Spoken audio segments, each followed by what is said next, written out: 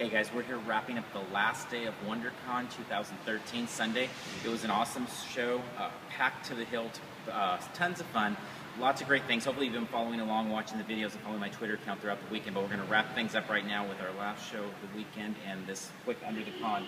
So for me, there was a few things that were kind of the theme of the day. One was signings, free signings. The other was picking up some sales. So to start things out, I hit the line to get the wristband for the Arrow signing. And this was a really cool opportunity to get close to the cast and get some pictures with them, get the autographs. This is something there's no way I'd be willing to sacrifice the time to get near that WB booth at San Diego, but it was possible here at WonderCon. There took about 200 people, and so fortunately I ended up being in that group.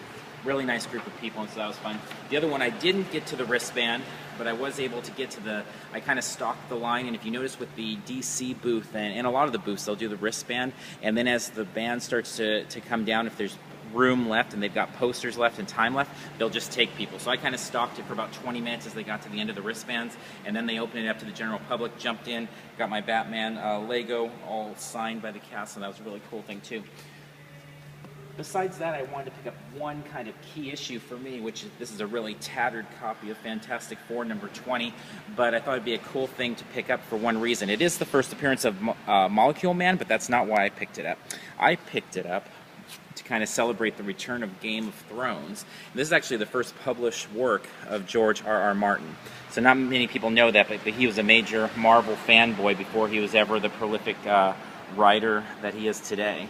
And so you can see pictures a little bit better on my Twitter account. If you check there, I'll tweet those out. But I wanted to pick that up. It's a really tattered copy, because a copy even in decent shape is about $100 or so. So that one was $25, and it's really messed up, but I thought it was kind of a cool way to commemorate the experience. I thought it was kind of neat the way WonderCon was ending the same day as Game of Thrones is coming back on TV, and so I picked up that issue and shared that with some of the DC executives when I was getting James Tynion to sign, and they were all impressed by it and thought it was really cool. So just kind of a fun little Trivial Pursuit type of a thing.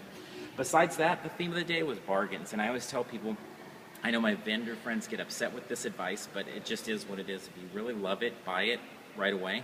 If you don't love it and you like it, put it on a list. And so I put several things on a list and came back to them as the weekend went on. So I went by Retro Outlaw. They always have awesome shirts.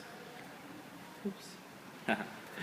And I frequently pay full price for them, but on this weekend, because I do have so many of their shirts already, I waited, and then when I saw them 2 for $20, I just had to jump in and grab a couple more. I actually already have this shirt, but I've worn it so many times it got faded, so I picked up a second one of these. The Retro Outlaws always have amazing stuff, and they're at pretty much every convention out this way, so make sure to check them out. The other one we made a big killing on was just picking up these Marvel Legends, a variety of them from a vendor towards the end of the show. And these were going for $30, $40, $20 a piece. And Sunday, with about an hour left in the show, they were $10 each. And so we cleaned up on about 8 of these at $10 a piece. And so we could sell a couple of them on eBay, make the money back, and basically have that all paid for and have a bunch of Marvel Legends to keep. So I think those are perfect examples of things I really like, I wanted. I've seen them at several shows, but I'm not going to commit that kind of money. I'm not going to pay $30 or $40 a figure. So waited, time was right. They didn't want to pack them back up. All of a sudden they're $10 a piece, and we're packing them up and taking them home with us. So in closing, the show was packed basically from open Friday to close Sunday. I hope that many of you followed along with the videos and took the advice and were able to navigate things and get the most out of it. In the end, I loved the changes to the show. I loved the size and scope.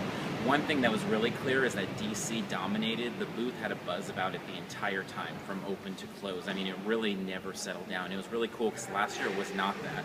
And really last year, DC and Marvel combined had less of a buzz going than just DC this year. So it was really cool to see them step up.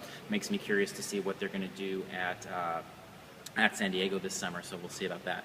But for now, I'm going to take a break. I'm tired from tweeting, I'm tired from recording videos, I'm tired from taking pictures, so I'm going to take a couple days off here and we'll get back to you.